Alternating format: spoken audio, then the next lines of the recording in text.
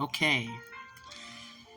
Someone has decided to cut the shit from their lives, making sure that those that are in their lives are worth being there and that it's beneficial on both ends. Equal give and take, equal reciprocity. No more of you coming to Thanksgiving empty-handed and uninvited at that.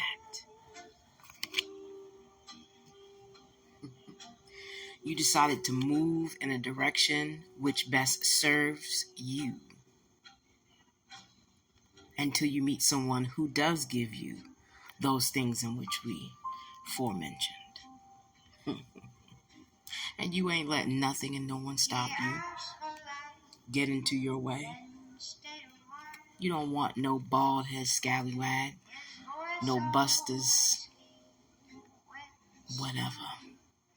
whatever you can describe them as. I don't even have time to waste my words today. Okay, I'm so chill and relaxed.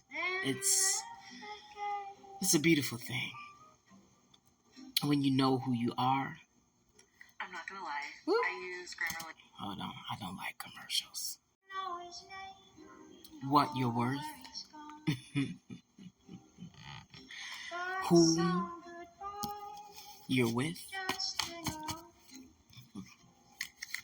the foundation in which you do have, and the quality of life in which you have agreed upon living as you have come into this realm, this planet, into this atmosphere, into this dimension, and as you rise back up to your dimensions and where you belong, so truly, hopefully you can steer others by the way you walk, by the way you talk.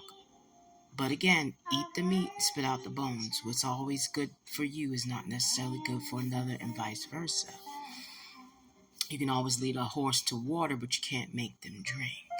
And it's not your job to do so. A lot of us, as we grew up as children, held other people's burdens, okay? Held the memory in our DNA and our waters within. Because water is what? Memory. So they say. So they say. It's not our job to hold people's hands, especially those that don't need the assistance or guidance. They're choosing folly. They're choosing fuckery.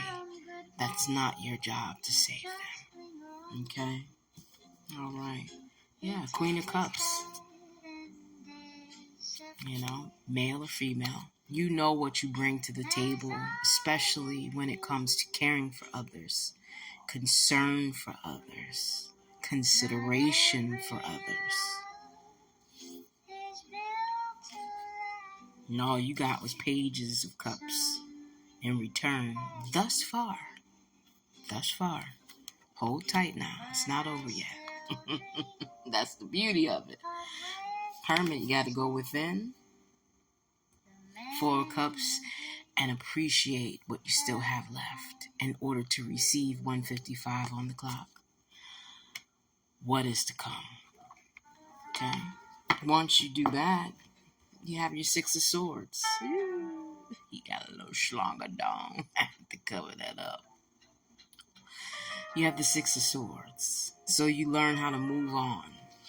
Here's the trick. Moving on with grace is the hardest part, actually.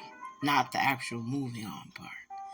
Moving on with grace, that's the challenge, okay?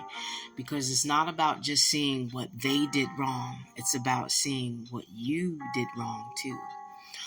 What and who you were that attracted that and allowed it to continue to fester like an infestation in each other's lives. Because it takes 2 to tangle now. 2 to tangle. So moving on with grace includes you looking at you and saying, look, motherfucker, I'm got to get my shit together if I want to see something different.